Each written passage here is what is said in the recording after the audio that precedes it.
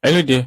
I'm AYB, founder of Spark AI, where we help businesses automate their process and implement AI in their workflows. Today, we'll be looking at Webhook by Zapier. What exactly are webhooks and why are they so important in our systems? And we are actually going to look at three use cases of webhooks, and let's jump straight into it. So, first is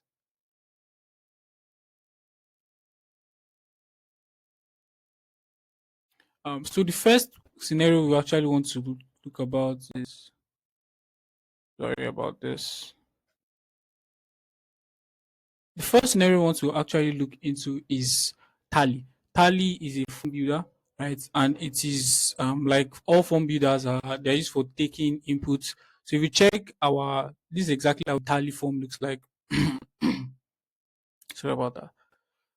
This is exactly how a teleform is just used to gather data, like name, email, and put it into our system. So this is exactly how tally form looks like. But in this particular scenario, let me walk you through exactly how this scenario looks like. But in this scenario, we are using webbook as a trigger, right? And one thing that you want to hold on to is that we can use webhooks as both a trigger and even as an intermediary step. So let's look at it first as a trigger. So in this particular workflow, we have webhooks as actually a trigger. If you check it up now, right? So we are using the event called catchbook, right? So although there are two kind of events when it comes to webhooks by Zapier used as a trigger. We have catch hook and then catch hook raw. So I'll use the catch hook without the raw. And if you go onto the test part, you see where you can copy a particular URL. So you copy this URL and you come over to your Tally form. Tally is a form builder, like I said earlier. You come over there to a particular place called integration, right? If you check it out, it is a particular place on the form called integration, right? And they will, if you check the um, so if I come over here to this lightning icon, if I click on the lightning icon, I'll see something like the integration. And if I click on the integration, on the second row, I'll see webbook. So all I need to do is just click on connect and then paste the URL that I got from Zapier right here, right? So I don't want to do that because I've done that earlier. So if what happens is that if I've actually done that, I've successfully connected Tally form with the webhooks. So whenever there is a submission of the form, Zapier is going to pull that record immediately, the form submitted. So we're going to test this by filling something in the form. So I want to use a name of some trendy name now. Let's use Alexander Wang. Let's use Alexander Wang. So it's something like that. And then let's use um Alex at let's use superintelligencelab .com, right? So now we can use the company as let's call this Meta, right? And let me just add ink to it. So how do you want to, how can we help you with this? Let's come over here and choose, let's say Instagram. So once I submit this form, Zapier is going to pull this record. So if I go on to Zapier and then I find new record, I'm going to see request F, and this will be Alexander Wang that we just pulled. As you can see, Alexander Wang, right? Now, one thing about this particular thing is that this particular data that I pulled in from my webbook is not really useful. I'll tell you why it's not useful. But if you check now, if this is exactly how the data will be displayed, I want Alexander Wang and some of his details like separate, like the name is humbled and jumbled together, the company. I really want them in a very order manner, right? So I'm going to use um ChatGPT step to convert this particular, although it looks like a comma separated value, but it's not. Because if you try formatting it, it will not format. So use ChatGPT to transform it. So I said convert this string of text into a comma separated value. and then I use the memory key convert text. And if I run this particular step, it will convert, right, to a comma separated value, and then I can now use formatter to to split the text. If you don't have any knowledge about formatter, you can go to my Zapier playlist and watch formatter by Zapier.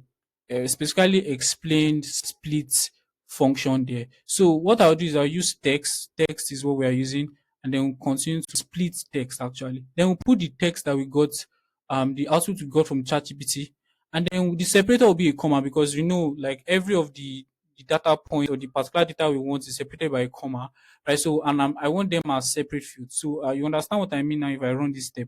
So, if I run this step now, you see that it will give me every one of these, this stuff. As you see, Alexander Wang, his email separately. So, that's why I can use it like this. I cannot use it like this in my system. So, if I come over to my Airtable, I want to create a record in my Airtable, and you see that I have Alexander Wang the name. That's like I'll just add it by just coming over here and then choosing this particular output. And I'll put the email, I'll put the company, and I'll put this is hard coded, but I really don't want to mess up with my ATIP system. So if I test this step right now, a record will be created in the Airtable base, and it will be Alexander Wang. It's going to be two record, right? Because that particular workflow is turned on even while I was testing it. So that's why we're going to have two records created in my table, Alexander Wang and Alexander Wang, because I manually um, tested one, and one was just run because that trigger, the form was submitted. So, and that's exactly how Zapier operates. This is still loading so that you can see I can see Alexander Wang, the same thing. So that is one scenario case, use case of Webbook. So we have another use case of Webbook where Webbook is used as an intermediate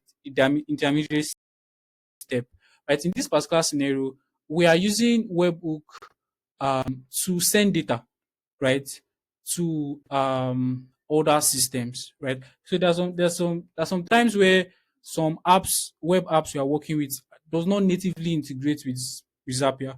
So we are going to use webhooks to actually send data to that system. So that's why we need what we call API documentation.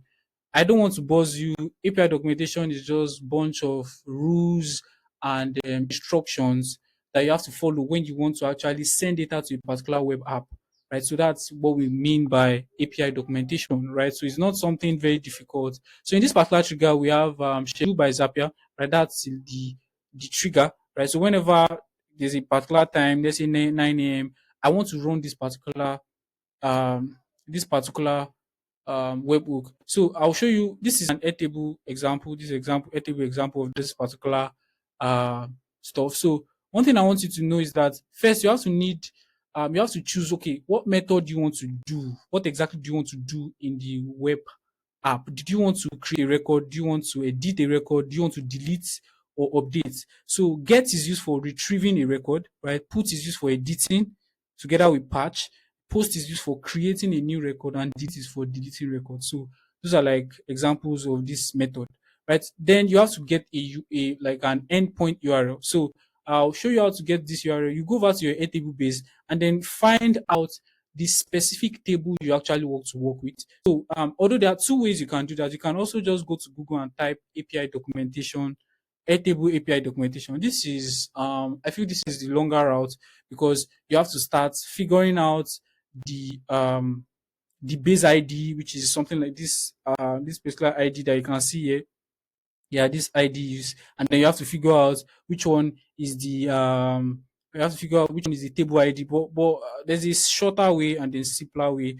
You can just come over to the base and then even the table right inside the base, and then you click on this help icon, and then it will bring you to a particular page where you see API documentation. Once you click API documentation, it will move you to this page, right? And that will be like the specific documentation for that particular table. It is very nice. It saves you a lot of time, saves you a lot of stress. You don't have to start finding out, okay, what is the table ID, what is the base ID. You don't need all that. But before we do that, we need to do authentication. I'll explain how authentication, what authentication means. Authentication is the way a server or that API verifies if you have the access or the authority to actually to do anything in that particular account. So you have to tell the system that, okay, I have the authority by providing a particular key. That particular key is called an API key, right? So you can only get the API key if you log into the system and then click on, now this is how you can get the API key. Come over to authentication, right? And then you click on create tokens.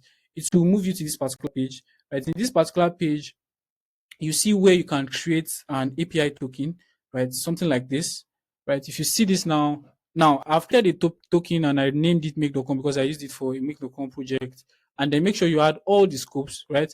After I've done that, you have an option where you can regenerate token. Then if you click on this, it will show you like a bunch of like alphanumeric strings, and copy it, and you come over to your Zapier and then you paste it right here. Authorization, bearer. I'll tell you how this. So let's go back to the setup that we looked at. So if we want to actually create a record under the inquiries table, if you go to create record, now it shows you a particular documentation called header. So you have to copy it like this and follow this format, exact format. Authorization will be the key, and then bearer, then space, then the API key. So that's exactly what I did there. Authorization, bearer, space, and API key. And you also have another header called content type. If you go over there, you see that we have content type, exactly application force like JSON. Same way is just do it like that. Don't add anything and then don't remove anything. Another thing I want you to know is that, okay, then what exactly do you want to send? And then you go over there and then you copy like this string. Just copy this string, right? Just copy this string, JSON string, although it can be changed, but just copy it like exactly like this. Trying to so just copy like that. Don't add anything to it. Like it can really mess up with your. So just copy it like this up to this particular place. Copy it and then paste here. I can change this particular stuff to I want to change it to Myra Murati, right? So if I come over here and I put I change it. So let me change it to Myra. Um, so Myra.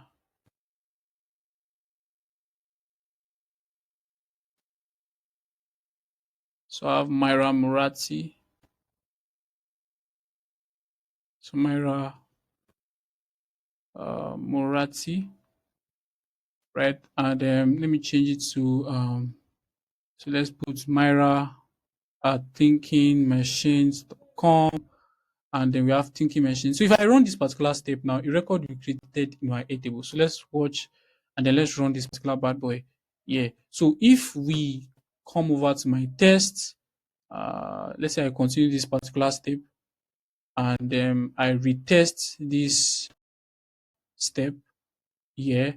So it runs this particular stuff manually, and then the data has been sent. If I go to my table record now, you see that Myram Rati TK machines has been created, right? That is another use case, right? So we have another use case of webhook, and this one is slightly more complex than the previous two, but it's still the same illustration, the same concept. So, but we are using this time, we are still doing API documentation. We are still going to be reading API documentation, but this time we are using Trello. Like we are going to, whenever like a particular record is created on our Airtable, we also want to create a board on our Trello board, right? So now the first thing is that, okay, the trigger is once the next record is created on our Airtable, they want to do something on our Trello board.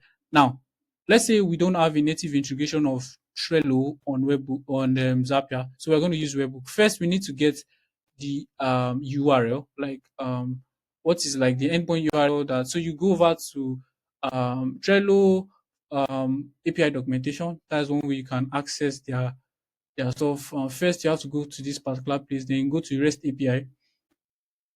This is where you can get their endpoint URL. So you come over to the REST API. This is where now you go over to boards. That's like the object that we want to create, right? So right inside of boards, we are going to find all of the endpoints and all the methods we need. So we actually want to create a board. So if you click on create a board, to give us the URL that we have to put there. So if you create a board, this is let me see. I think this is create a board here. So if you click on that, mm, so create a board, this is like the single URL we just need. We really don't need so much. Just copy this particular URL, copy it, and then come over to Zapier, then paste it right there. Paste it. And then if you check very well, you see that there are some variables there. So you see that we have to like add. So when you see these parentheses, these are variables. We have to have the name of the board. Then we have to add API key and token. An API token. So we have two things that we have to add. So first we want to get, okay, how can we actually get the API key, right? So you go over to Trello, same Trello, and then you scroll and get to the top, the same place where we had to change the REST API. This time we're going to come over to Power Ops. So after I've come over to Power Ops, we're going to click on Manage Power Ops, right? If you check Manage Power Ops, and so if you click on Manage Power Ops, it will bring you to somewhere like this. Just come in, give it a minute. So we check manage power ops, right? You have access to, now in this particular manage power ops, we can now have access to the place where now you can see this Trello / power ops / admin. So if you click on this particular stuff,